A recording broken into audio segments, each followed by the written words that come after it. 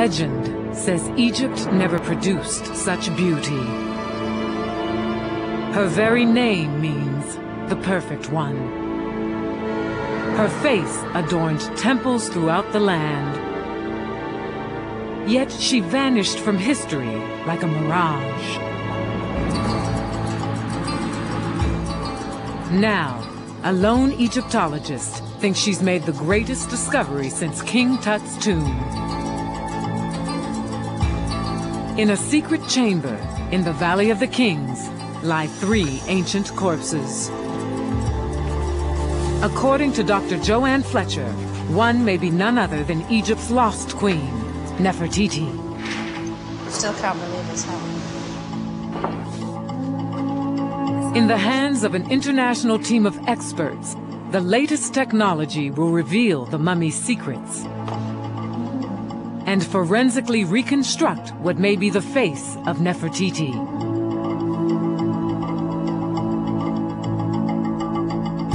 Is this one of history's most powerful women? That's incredible. To find out, Dr. Fletcher embarks on a journey through time, back more than 3,000 years, to rewrite history. She uncovers the story of a living god. A tragic tale of power, love, betrayal, and perhaps even murder.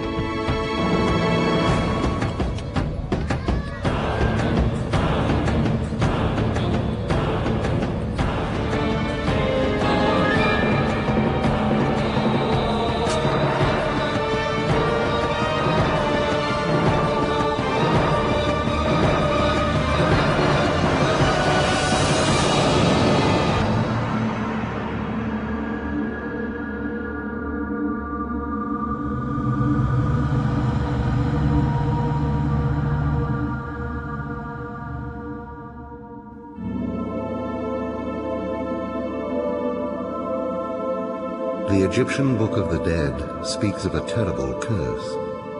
If a mummy is mutilated, the gods cannot recognize it. It cannot enter the afterlife and is trapped between the world of the living and the world of the dead.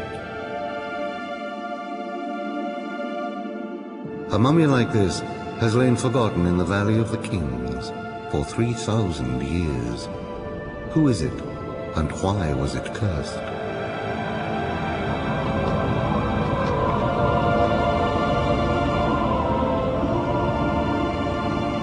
In 1912, in the shifting sands of the Egyptian desert, German archaeologists found a relic. A bust of a forgotten queen. This astonishing find is now an icon of beauty the world over. Yet her life remains a mystery. The name Nefertiti is repeatedly translated as the beautiful one has come. In many ways, she sort of set herself up as the perfect royal figure, and there's so much more to this woman than beauty. Nefertiti is one of the most extraordinary female characters in the history of ancient Egypt. There are a number of important queens, but amongst all of them, Nefertiti really does stand out as something quite special. It's said Nefertiti's power was unsurpassed. Raised in a harem, she married a pharaoh, bore 6 children, and helped lead a revolution that changed Egypt forever. She and her husband led an exodus from the ancient capital and built a dazzling city in the heart of the desert.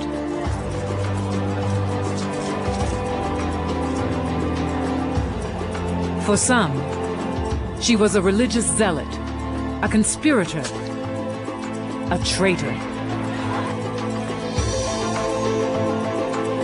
Others saw a heroine who made the ultimate sacrifice to save her country.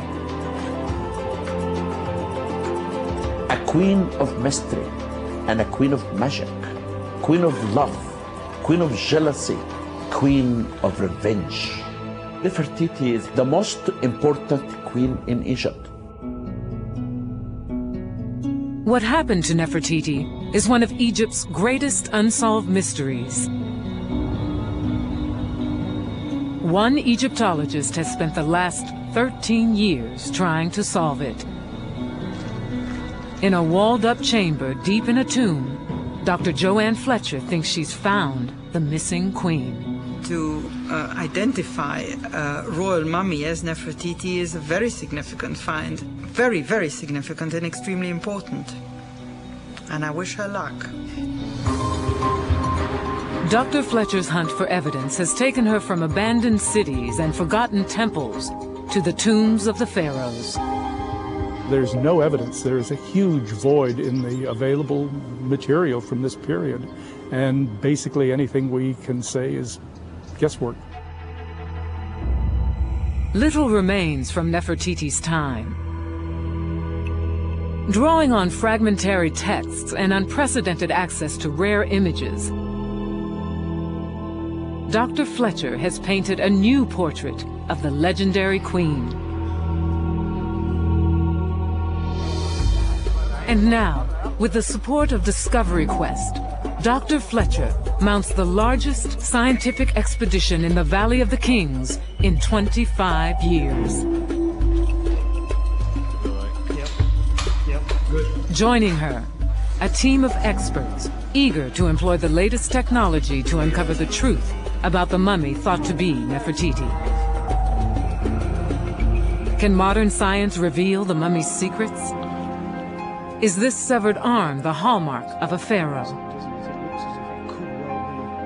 Why does the mummy have a stab wound in its side? Using experimental forensic techniques, the experts hope to recreate the mummy's death. This could be a murder. And what did Nefertiti really look like? Was she the beauty portrayed by her famous bust? Using the latest advances in forensic graphics, science will recreate the mummy's face.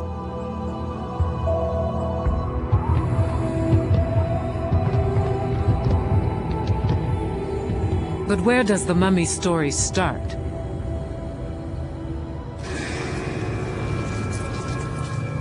Joanne believes the trail begins in the Valley of the Kings. Here, several centuries after Nefertiti's death, her tomb was plundered and her mummy defiled. Every trace of rank and power stripped. Even the wig from her head was torn away. Then, the ultimate sacrilege. Her face smashed, obliterating not just her beauty, but her identity, denying her entrance to the afterlife. A fate worse than death. But they left behind a telltale clue.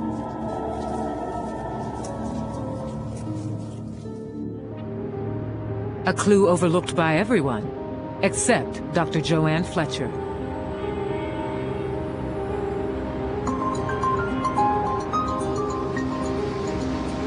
She's an expert in a rare field, ancient Egyptian hair.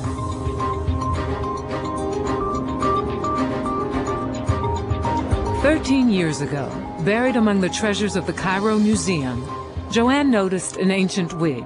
With certain specializations, you do zoom in to quite a close range level. You tend to see things that otherwise tend to get dismissed as trivial.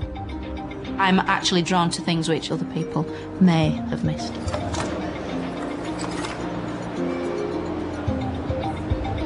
A wig is like a fingerprint, leading to the time it was made and who it was made for.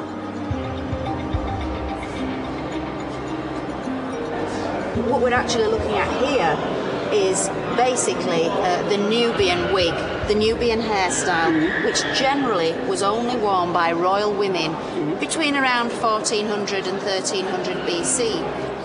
Pictorial evidence shows Nefertiti wearing a wig exactly like this one.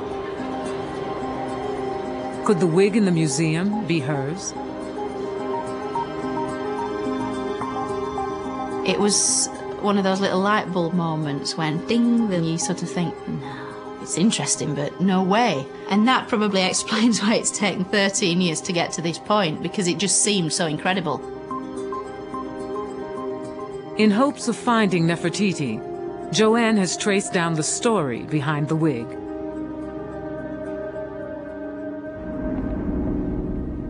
In 1898, a Frenchman named Victor Loret began excavating a tomb sealed for thousands of years.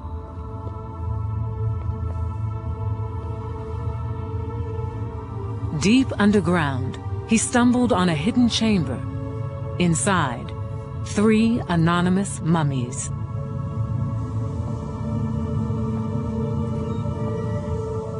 One seemed mutilated. Beside it, Loret found a wig.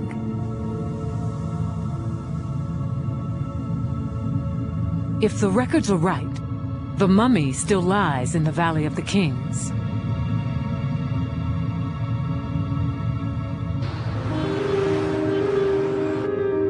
A century after Victor Loret, Joanne heads for the tomb.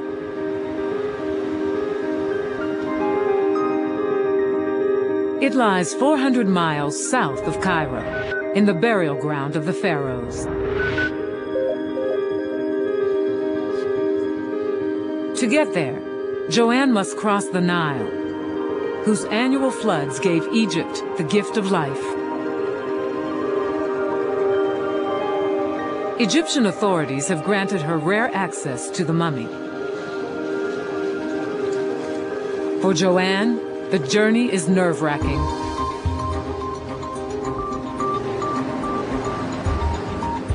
Oh, I've never felt like this in my life. It's almost fear, anticipation, excitement, tremendous excitement. She passes the Colossi of Memnon, a landmark Nefertiti herself often passed. So close, just over those hills, to the Valley of the Kings itself. It's the stuff of action-adventure stories, really. It's the moment Joanne's been waiting 13 years for. She's about to set eyes on the mummy she believes is Queen Nefertiti.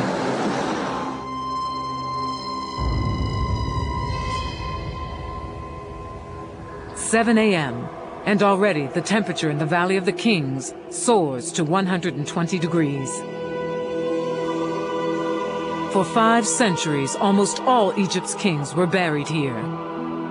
The valley is honeycombed with tombs. Could Joanne be about to make one of the greatest discoveries since the tomb of King Tut?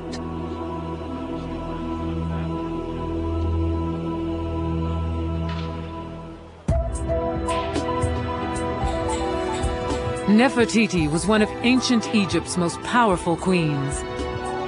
Said to be a woman of dazzling beauty, she vanished from history 3,000 years ago. After 13 years of painstaking research, Egyptologist Dr. Joanne Fletcher believes she's finally found her in the Valley of the Kings. This is it, Valley of the Kings. It's just so weird. I mean, been coming here for more than 20 years, and today it feels like no other day I've ever been here at all. Joanne is entering a tomb called KV35.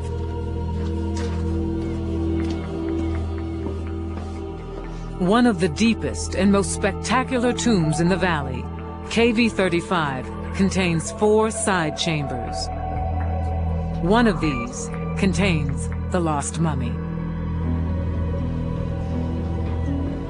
The tomb was used by priests to house mummies whose own tombs had been looted. A deep drainage pit on the way in doubled as a deadly trap for tomb robbers.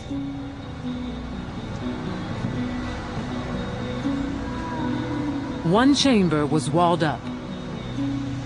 Do the remains of Nefertiti lie inside? The wall. The burial chamber. Unreal. It remains sealed, save for a small breach to periodically check the contents within. So exciting. Joanne is waiting for Dr. Zahi Hawass, Egypt's leading mummy hunter. Mummies captured our hearts. They have secret and magic. If you say the word mummy, it turns the eyes of every child and every man, because mummies has magic. Hi, Dr. Hawass. Hello. Dr. Hawass's official sanction is essential, and the tomb can't be opened without his say-so.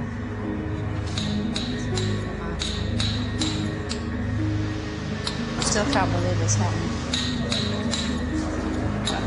Time is short, the work agonizingly slow.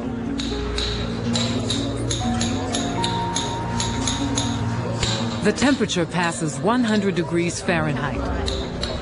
The humidity, 90%. An hour later, and the hole becomes a window. 3 mummies lie within.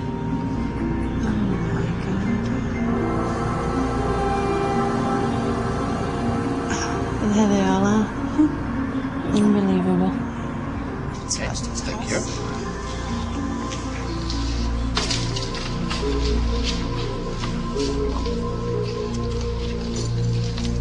Can you see them? Yes, all of them. Aren't they beautiful? They are. Okay, do you want to come in? Oh, yes, please. Okay. Thanks. You're not scared? Oh, no, I love mummies.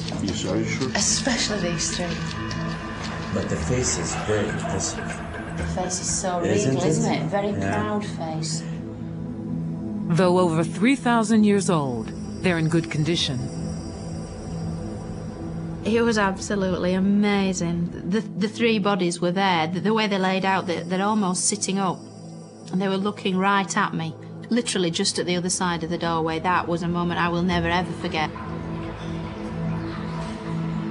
All 3 mummies are unwrapped.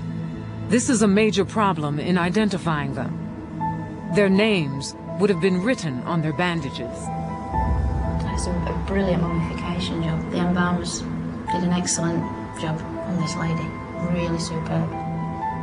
One is an old woman, another a young man. The third, Joanne believes, could be Nefertiti.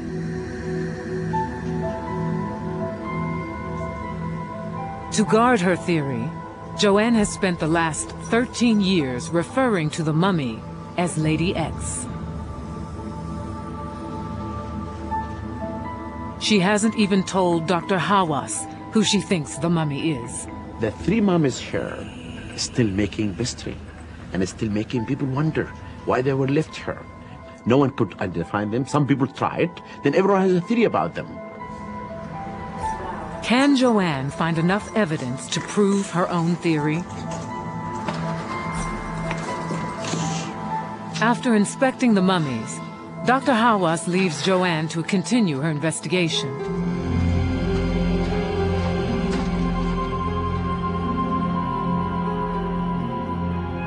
Joanne has just 2 hours to identify Lady X as Nefertiti. She's a real enigma. Now I'm here, literally face to face with this woman. It is so reminiscent of a very famous piece of sculpture. I mean, purely from a visual point of view, it is a striking similarity. The long neck is a clue. So is the band mark around the head. Beneath her high crown, Nefertiti's head was shaved, a precaution against lice, disease, and the Egyptian heat.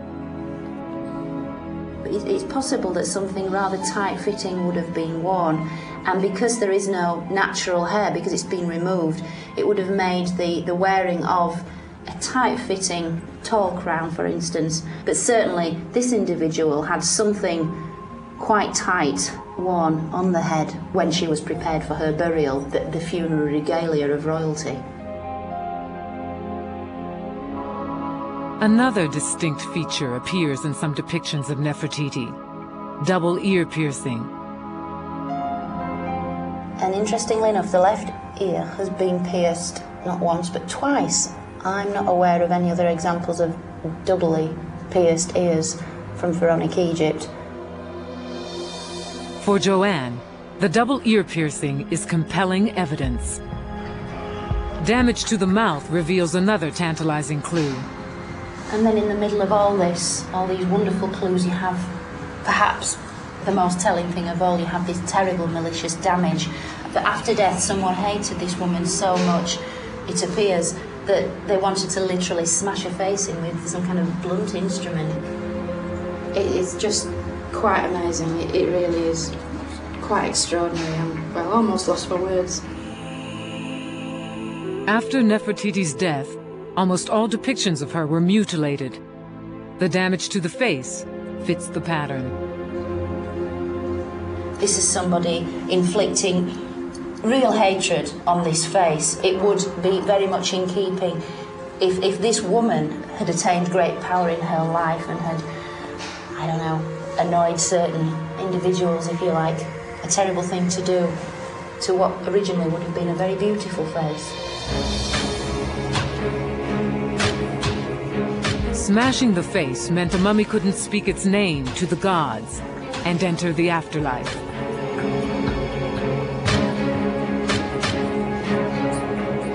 Why would anyone commit such sacrilege? It's very difficult to see this purely as an act of tomb robbery because jewellery was never placed around the mouth area. And so to smash this feature in, this very specific feature, it's as if they're trying to make a very strong point. The other mummies hold the final clues. They could be Nefertiti's in-laws, her husband the pharaoh Akhenaten's brother and mother. His position between these two women is, I find it very touching. It's almost as if they're protecting him. And the arrangement of the bodies perhaps is in some kind of family group. For Joanne, finding Lady X entombed with members of Nefertiti's close family is an intriguing clue. But there's absolutely no mistaking that these are royal mummies, and I firmly believe these are members of Akhenaten's own family, his mother, possibly his elder brother who died young, and his great royal wife, and I believe successor, Nefertiti herself. Joanne's time is up. It was totally, totally amazing, and I will never ever feel that feeling again. It was just electric, it was just phenomenal. So I could have died quite happily then, I think.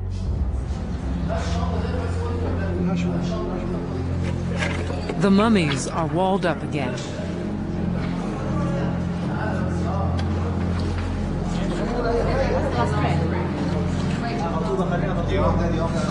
Sad. They've gone. They've gone away again. Joanne feels her long years of research have finally paid off, yet her quest is far from over.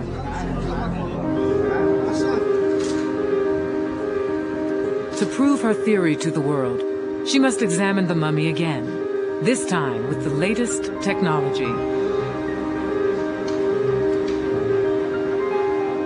But the last team to be granted permission to perform scientific tests on mummies in the Valley of the Kings did so more than a quarter of a century ago. While she waits for permission, Joanne embarks on an archaeological odyssey in search of the hidden story of Nefertiti's life.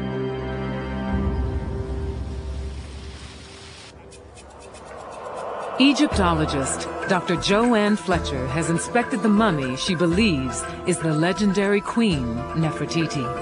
She's a real enigma.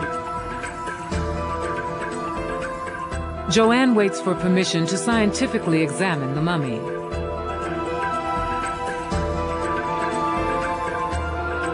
For now, she picks up the archaeological trail in hopes it leads back to the tomb. Her quest begins on the west bank of the Nile, in the ruins of Malkata.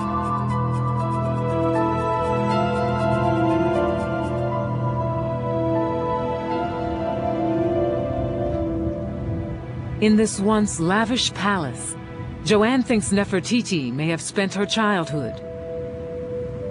And here, she finds her first clue. Oh, wow.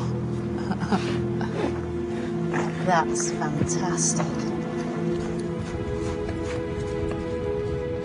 Wow, that's incredible. Look at that. That has been in there almost 3,500 years, as fresh as the day it was painted. And these are the actual colours, the actual wall scenes, the decoration that all the Amarna royals would have seen. Amenhotep III, Akhenaten, Tutankhamun, of course Nefertiti. At its height, Malkata was the most spectacular palace in ancient Egypt, home of the pharaohs. Joanne thinks Nefertiti grew up in this sprawling compound. 500 consorts and concubines. The vast harem of Amenhotep III, one of Egypt's greatest pharaohs.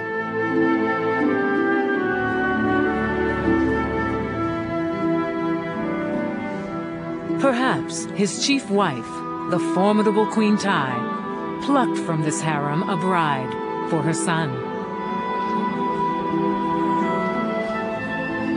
She would have no doubt had a lot of influence in her son's choice of wife.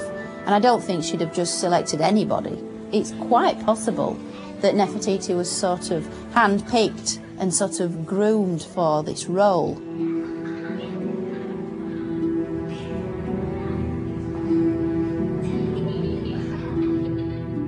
Nefertiti's bond with Queen Tai might explain why the two mummies were entombed together.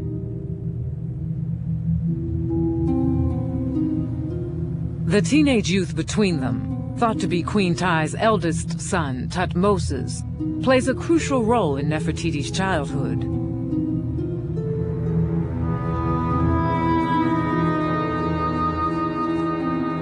Heir to the throne, Thutmoses dies young, a twist of fate that places Akhenaten and Nefertiti next in line to rule Egypt.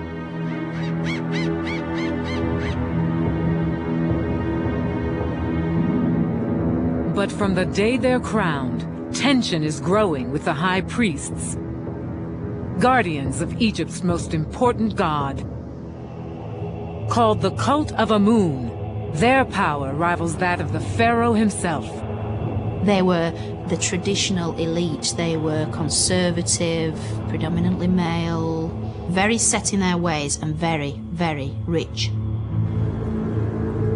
Vowing to curb their power, the royal couple take the fight to the heart of the Amun cult's power base, the Temple of Karnak.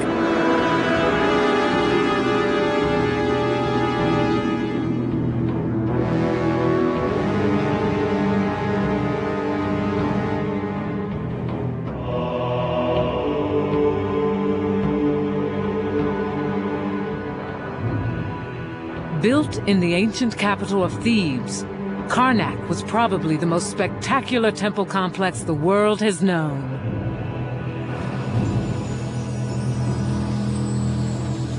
The priests' daily rituals of purification help maintain order in the entire universe. An all-important concept the ancient Egyptians called Mat. Basically, it just meant the right way of doing things, the proper way, truth, justice, freedom, all of these things that we consider positive. The alternative to it was chaos, was fear, danger, death, torture, the heat of the desert. All of these unpleasant things were its antithesis. The whole point of the exercise really in ancient Egypt was to maintain Mat, to maintain the proper order of things. The very center of this ordered cosmos lies within the temple itself, where, in the midst of a quarter-mile-long corridor, the god Amun was said to dwell, hidden in darkness.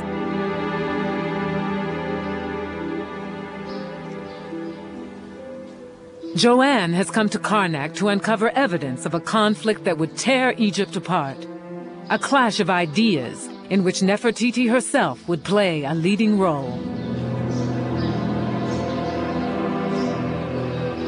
Karnak was built up over generations.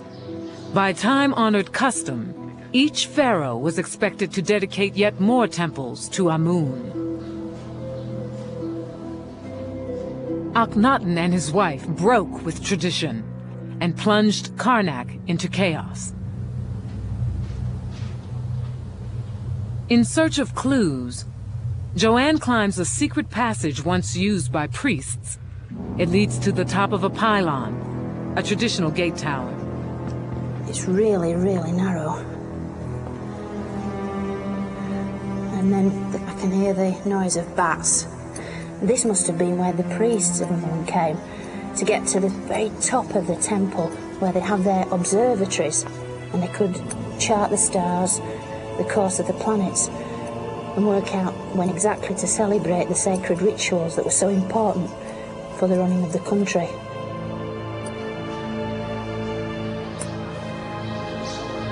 Wow. Amazing. From her vantage, Joanne can see the birthplace of a revolution.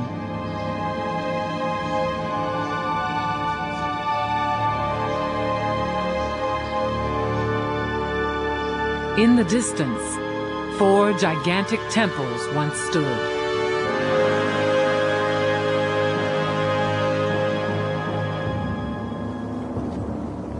Within, the royal couple worshiped the new supreme being, the sun god, the Aten.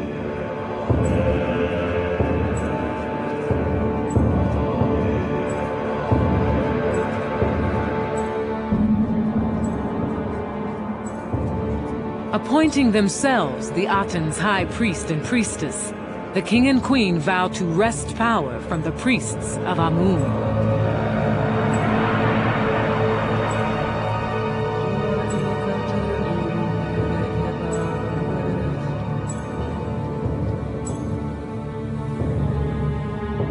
Within a few years, the monuments they built to the Aten have eclipsed the old temples of Karnak.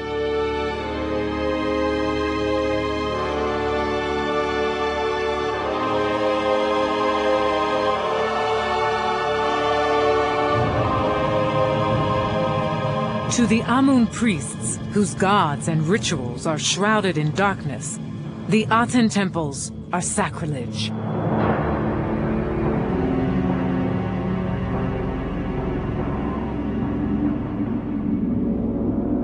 The Aten temples no longer remain, but an earthquake revealed their building blocks, hidden for thousands of years inside this vast pylon. Come in.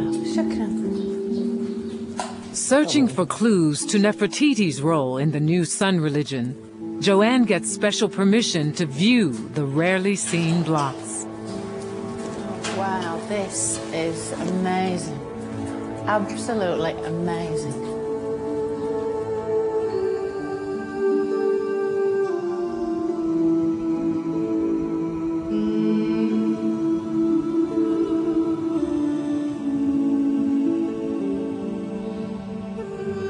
The carvings capture a snapshot of a revolution.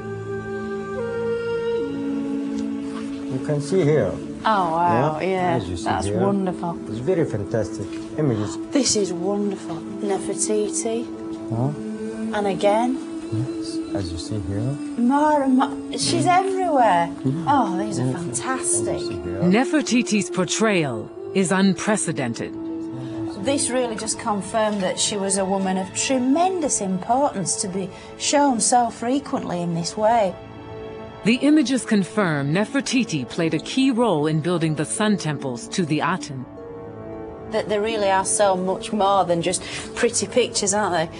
And to deface them and to use them as filling, that really does neutralise any force they had. It takes away all their magical, mystical power.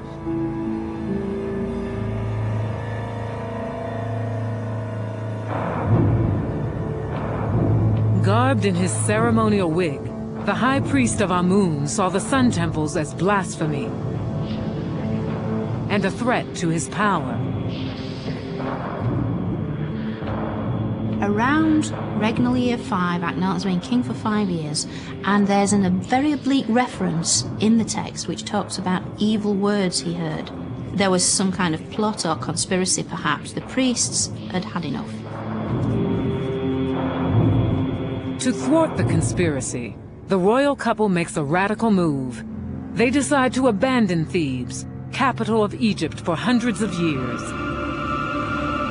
Inspired by a vision of his sun god, the Aten, Akhenaten sets off into the desert.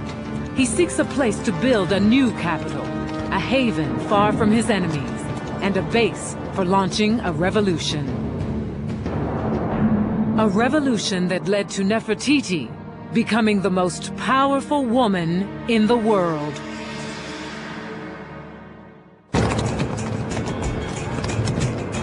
Seeking to found a new city, Nefertiti's husband sets off into the desert.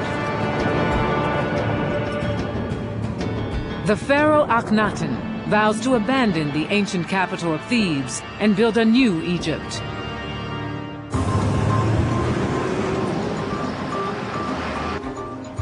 On her quest to recreate Nefertiti's life, Egyptologist Dr. Joanne Fletcher heads for the spot Akhenaten chose.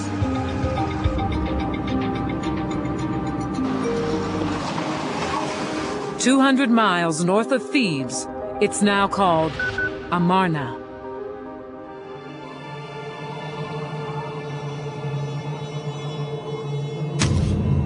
Akhenaten picked one of the most remote and inhospitable regions in all Egypt.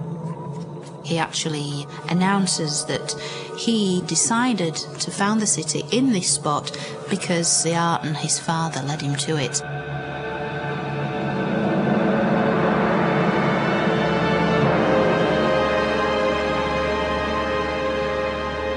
The site looks much as it did when Akhenaten found it more than 3,000 years ago.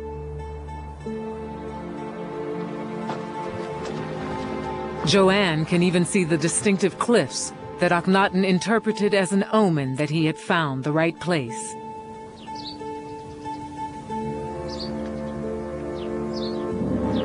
They form the same shape as the hieroglyph for horizon. On certain days of the year, the sun seemed to be reborn between the two mountains. The perfect spot for a city dedicated to the sun.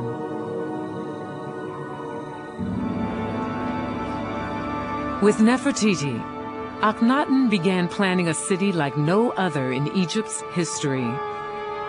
A city designed to venerate the sun, even in the layout of roads and the placement of temples.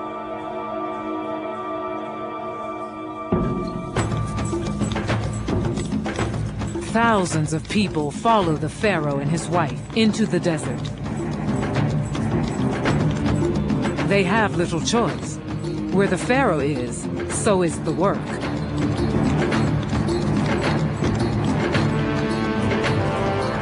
Masons and craftsmen come to build the new city. Converts come to worship the new god. And opportunists come to exploit the new frontier.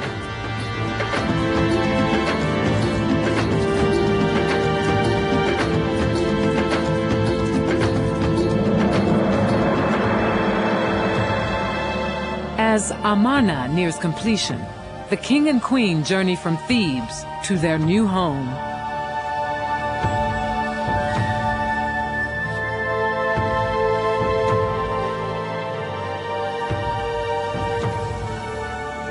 Built within a few years at lightning speed, Amarna is one of the first planned settlements in history.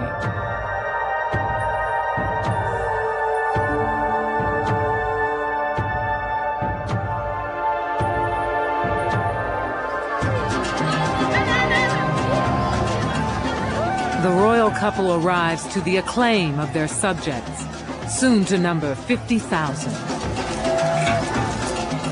As a sign of the new times, they seem to adopt an informality never before displayed by royalty.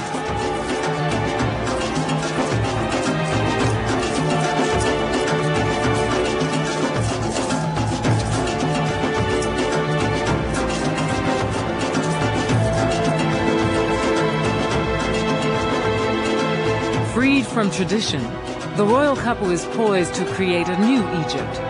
The country hovers on the brink of upheaval.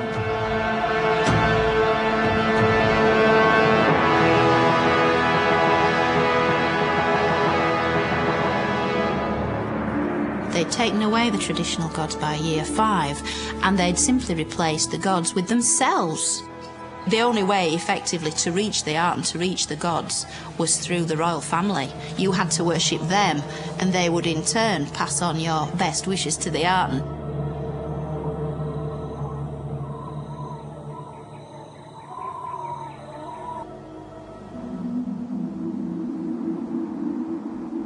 In Amarna's ruins, Joanne looks for clues to Nefertiti's life.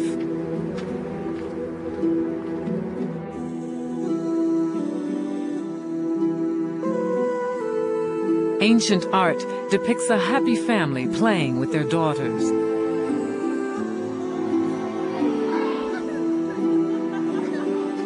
The loving couple, the queen ever at the king's side.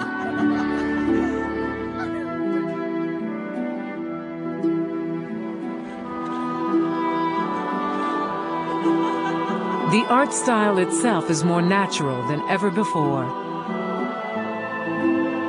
From Amarna comes the most famous image ever made of Nefertiti.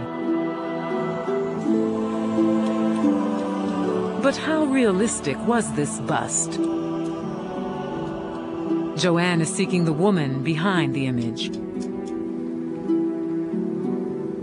In a nobleman's tomb beneath the ruined city, she scrutinizes paintings for clues to Nefertiti's life.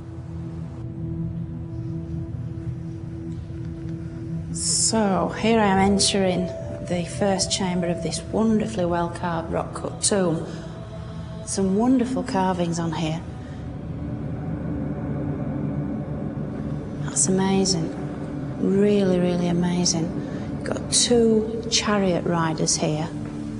One on the left, one on the right. And then just checking out the hieroglyphs. In fact, this I can actually read. This is the great royal wife. So the figure on the left must be Nefertiti herself. There she is driving her own chariot, independent woman. Very nice scene.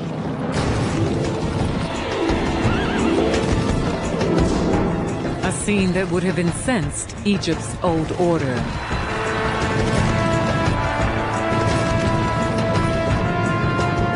A queen competing with the king. Unthinkable. More proof that Nefertiti wielded power behind the throne.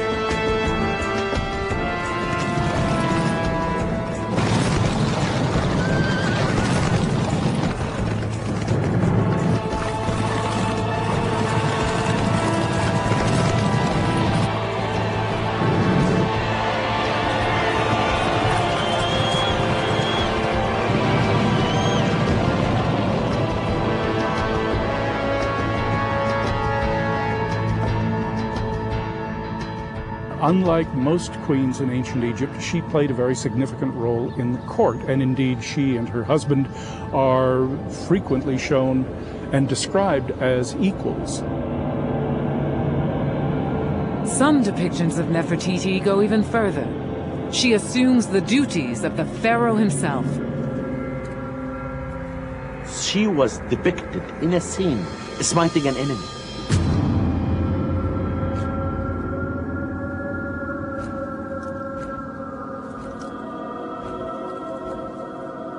Only kingship can smite enemies.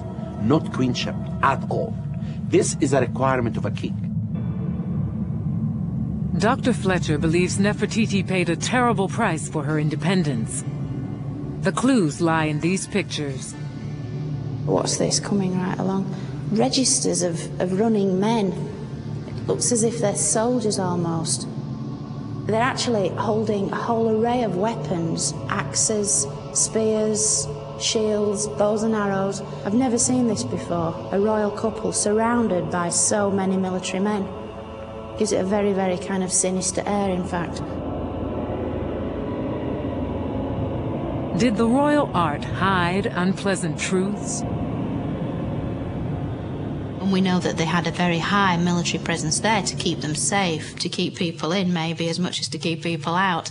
But because the king seems to have been relatively unpopular at home, to say the least, he needed that high military presence. So all this idea of close, warm family unit is really a cynical exercise in manipulating one's own personal and public image.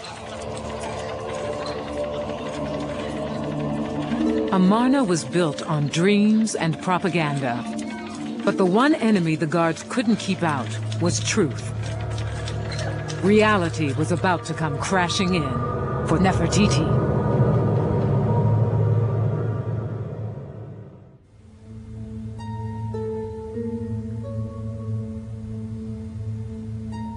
From the sands of Egypt, Dr. Joanne Fletcher resurrects a legend.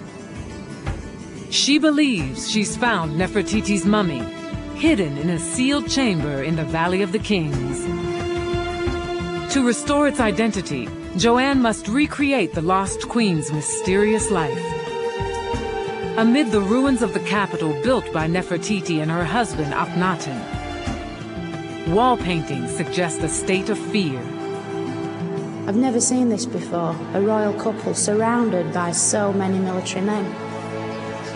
What really went on during the couple's supposed idyllic reign?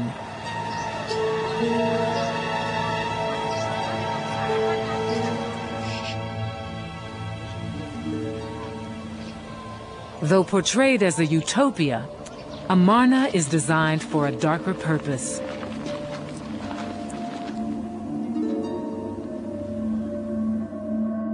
Flanked by cliffs on 3 sides and the Nile on the 4th, Amarna is a citadel.